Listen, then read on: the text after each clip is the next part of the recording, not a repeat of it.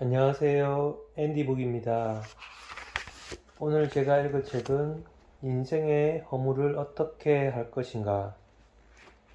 지은이는 김영민 님입니다. 펴낸 것은 주식회사 사회평론 아카데미입니다.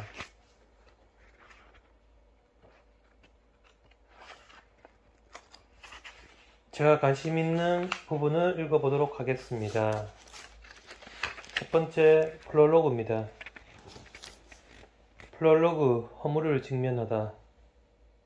아우스터리츠에서 작가 W.G. 제발트는 벽에 붙어있는 나방에 대해 이렇게 썼다. 나방들은 살아있는 동안 더 이상 아무것도 먹지 않고 오로지 생식이란 가업을 가능하면 빨리 완수하는 것만 생각한다고 알퐁소가 말했지요. 녀석들은 자기들이 잘못 날아왔음을 아는 것 같아요. 녀석들이 죽음의 경련으로 경직된 미세한 발톱으로 매달린 채 목숨이 끝날 때까지 불행의 장소에 달라붙어 있으면 공기의 흐름이 그들을 떼어내어 먼지 쌓인 구석으로 날려보내지요. 내 방에서 죽어가는 그런 나방들의 모습을 보면서 나는 종종 이 혼돈의 시간에 그들은 어떤 불안과 고통을 느꼈을까 하고 자문하곤 하지요. 인간의 생식이란 가업 이상을 꿈꾸게 되면서 비로소 인간이 되었다. 인간은 번식에 그치지 않고 번식 이상의 의미를 찾으면서 인간이 되었다. 인간은 현재에 만족하지 않고 보다 나은 미래에 대한 희망을 가지면서 인간이 되었다. 인간은 양육 강식에 반대하고 인간의 선의를 발명하면서 인간이 되었다. 의미와 희망과 선의를 쫓으면서 동시에 학살과 정쟁과 억압과 착취의 역사를 만들어 온 인간에 대해 생각한다. 대를 이어 생명을 거듭해온 인간이란 종에 대해서 생각한다.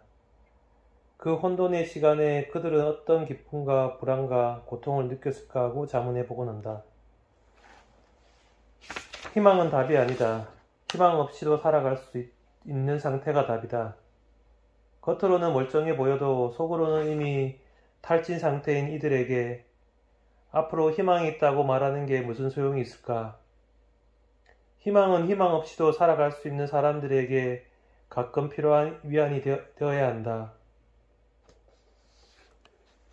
중략. 보편적인 문제는 늘 앞서 생각한 이들이 있길 마련이다. 단테는 그 유명한 신곡의 첫 부분을 이렇게 시작한다. 인생을 절반쯤 살았을 무렵 길을 잃고 어두운 숲에 서 있는 내 자신을 발견했다. 그 거칠고 가혹하고 준엄한 숲이 어떠했는지는 입에 담는 것조차 괴롭고 생각만 해도 몸서리쳐진다. 죽음도 그보다는 덜 쓸 것이다. 그리하여 단테는 그 두렵고 죄스럽고 허무한 숲에서 벗어나고자 긴 여행을 떠난다. 그 기록이 바로 신곡이다. 중략. 동아시아 아름다운 고전어를 재정의하시다시피 했다고 해도 과언이 아닌 송나라 때 문인 소식. 그 역시 종종 인생의 길을 잃었던 것 같다. 그리고 다름 아닌 허무의 문제에 집착했다. 동아시아 문장의 역사에서 가장 유명한 작품 중 하나인 그의 적벽부는 다름 아닌 인생의 허무라는 주제를 다룬다. 단테와 달리 확고한 신앙이 없었던 소식은 과연 인생의 허물을 어떻게 할 수 있었을까?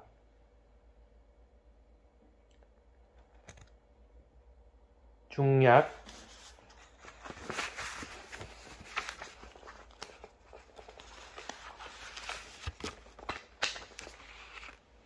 에필로그. 목적이 없어도 되는 삶을 위하여. 나는 산책 중독자다. 나는 아주 많이 걷는다. 나에게 산책은 다리 근육을 사용해서 이종보행을 일정 기간에 하는 것 이상의 일이다. 나에게 산책은 예식이다. 산책에 걸맞는 옷을 입고 신중하게 그날 날씨를 살피고 가장 쾌적한 산책로를 선택한다. 그리고 집을 나가 꽃그늘과 이웃집개와 과묵한 이웃과 버려진 마네킹을 지나 한참을 걷다가 돌아온다. 나에게 산책은 구원이다. 산책은 쇠퇴해가는 나의 심장과 폐를 활성화한다. 산책은 나의 허리를 뱃살로부터 구원한다. 산책은 나의 안구를 노트북, 휴대폰 스크린으로부터 구원한다. 산책은 나의 마음을 스트레스로부터 구원한다. 산책은 나의 심신을 쇠락으로부터 구원한다. 동물 언어의 사자가 우리 안을 빙빙 도는 것은 제정신을 유지하기 어려워서라는데 산책이 아니었다면 난 어떻게 되었을까? 나에게 산책은 생업이다. 얼핏 보면 빈 시간을 죽이려고 산책 다니는 것처럼 보이겠지. 나는 산책을 통해 일상의 필연적 피로를 씻는다. 그뿐이냐? 산책 중에 떠오르는 망상은 메모가 되고 메모는 글이 되고 글은 책이 된다. 그렇다고 글감을 얻기 위해 산책하는 것은 아니다. 글감은 산책 중에 그저 발생한다. 산책하면 단지 기분이 좋다. 중략. 발전은 산책을 이렇게 찬양한다. 발로 걸어다니는 것이 최고로 아름답고 좋고 간단하다. 신발만 제대로 갖춰 신은 상황이라면 말이다. 중략. 발전은 말한다. 활기를 찾고 살아있는 세상과 관계를 정립하기 위해 반드시 해야 하는 일입니다. 세상에 대한 느낌이 없으면 난 한마디도 쓸 수 없고 아주 작은 시도, 운문이든 산문이든 창작할 수 없습니다. 산책을 못하면 나는 죽은 것이고 무척 사랑하는 내 직업도 사라집니다. 산책하는 일과 글로 남길 만한 것을 수집하는 일을 할 수 없다면 나는 더 이상 아무것도 기록할 수 없습니다. 내가 산책을 사랑하는 가장 큰 이유는 산책에 목적이 없다는 데 있다. 나는 오랫동안 목적 없는 삶을 원해왔다. 왜냐하면 나는 목적보다는 삶을 원하므로, 목적을 위해 삶을 희생하기 싫으므로, 목적은 결국 삶을 배신하기 마련이므로, 목적이 달성되었다고 해보자 대개의 기대만큼 기쁘지 않다. 허무가 엄습한다. 목적을 달성했으니 이제 뭐하지? 목적 달성에 실패해봤다고 하자. 허무가 엄습한다. 그것 봐, 해내지 못했잖아. 넌 내가 뭐라도 되는 줄 알았지? 중략. 인생에 정해진 목적은 없어도 단기적 목표는 있다. 산책에 목적은 없어도 동선과 좌표는 있다. 내가 가장 즐겨가는 곳 중 하나는 인근의 독립서점이다. 자, 나온 김에 오늘도 독립서점 쪽으로 걸어가 볼까? 그렇다고 해서 특정 책을 구입하려는 구체적인 목적을 가지고 가는 것은 아니다. 이미 어떤 책을 염두에 두고 있을 때는 그냥 인터넷 서점에서 구입한다. 독립서점에는 그냥 간다. 그냥 가서 과묵하고 유식한 점장이 큐레이팅한 서가를 돌아보다 보면 종종 책을 사게 된다. 그곳에선 재미있는 책이 많으니까.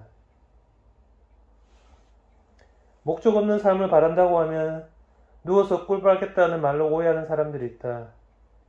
쉬는 일도 쉽지 않은 것이 인생 아니던가. 소극적으로 쉬면 안 된다. 적극적으로 쉬어야 쉬어진다. 악착같이 쉬고 최선을 다해 설렁설렁 살아야 한다. 목적 없는 삶도 마찬가지다. 최선을 다해야 목적 없이 살 수 있다.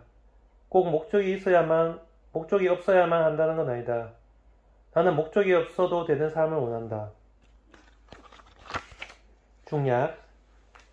사람마다 다양한 재능이 있다. 혹자는 살아남는데 일가견이 있고, 혹자는 사는 척하는데 일가견이 있고, 혹자는 사는데 일가견이 있다. 잘 사는 사람은 허물을 다스리며 산책하는 사람이 아닐까? 그런 삶을 원한다. 산책보다 더 나은 게 있는 삶은 사양하겠다. 산책은 다름 아닌 존재의 휴가이니까.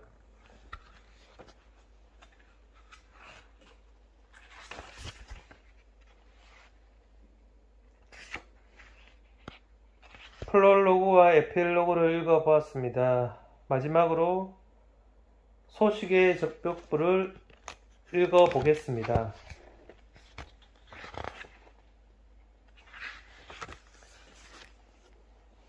소식의 적벽부 1082년 가을 음력 7월 14일 소동파 선생은 손님과 함께 적벽 아래 배를 띄어 논일었지. 맑은 바람 천천히 불어오고 물결은 잔잔하더군.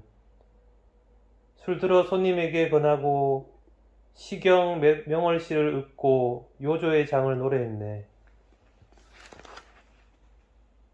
조금 지나니 달이 동쪽 산 위로 오르고 두성과 우성 사이를 배회하더군.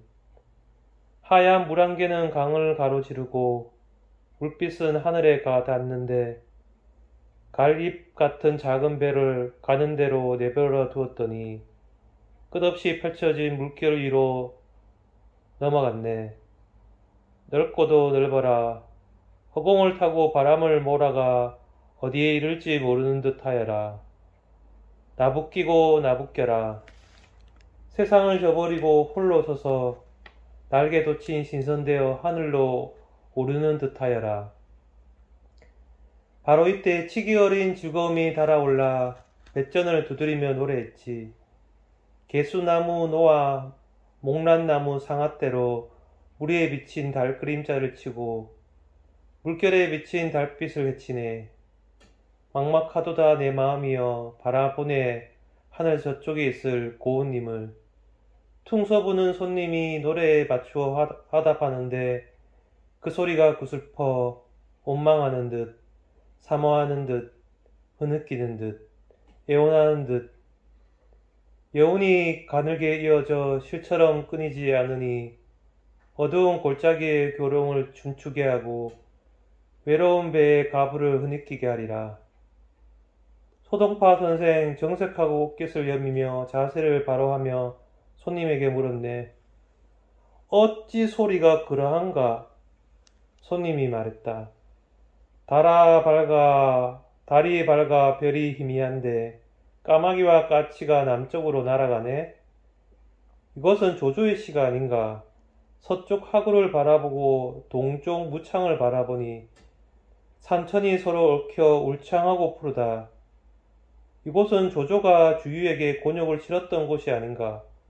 형주를 막 격파하고 강릉으로 내려 물결을 따라 동쪽으로 진군할 때 배들은 천리에 걸쳐 꼬리를 물고 깃발은 창공을 덮었다. 술을 부어 강가에 나가 창을 비켜들고 시를 읊조릴 때 조조는 정녕 일세의 영웅이었지? 그런데 지금 그는 어디에 있는가? 하물며 그대와 나는 강가에서 낚시하고 나무하며 물고기와 새우와 짝하고 고라니와 사슴과 벗하고 일업 편주를 타고 술잔을 들어 서로에게 권하는 처지라네. 천지에 하루살이가 깃들어 있는 것이요 넓은 바다에 나달 하나에 불과할 뿐 우리 인생이 잠깐임을 슬퍼하고 장강이 무궁함을 부러워하네. 날아다니는 신선을 끼고서 논으며 밝은 달을 품고서 길게 마치려 하지만 갑작스레 얻을 수 없음을 알고서 슬픈 바람에 퉁소 소리에 여운을 맡겨보았네. 소동파 선생이 말했다. 손님도 물과 달에 대해서 아시는가? 물의 경우 가는 것은 이와 같지만 일찍이 아예 가버린 적은 없고 달의 경우 차고 기우는 것이 저와 같지 않지만 끝내 사라지거나 더 커진 적은 없다네. 무릇 변화의 관점에서 보면 천지가 한순간도 가만히 있은 적이 없고 불변의 관점에서 보자면 만물과 나는 모두 다함이 없으니 달리 무엇을 부러워하리요. 무릇 천지간의 사물은 각각 주인이 있어. 진정 나의 소유가 아니라면 터럭 하나라도 취해서는 아니되오. 오직 강유의 맑은 바람과 산 사이의 밝은 달은 기가 취하면 소리가 되고 눈이 마주하면 풍경이 되오. 그것들은 취하여도 금함이 없고 서도 다함이 없소. 이것이야말로 조물주의 무진장 고갈되지 않는 창고이니 나와 그대가 함께 즐길 바이외다. 손님이 기뻐하며 웃었고 잔을 씻어 술을 다시 따랐지. 안주는 다 먹었고 술잔과 쟁반이 낭자하였더라. 배 안에서 서로 배고 깔고 누워 동쪽이 이미 희뿌옇게 밝았음을 알지 못하였더라. 이상입니다. 감사합니다.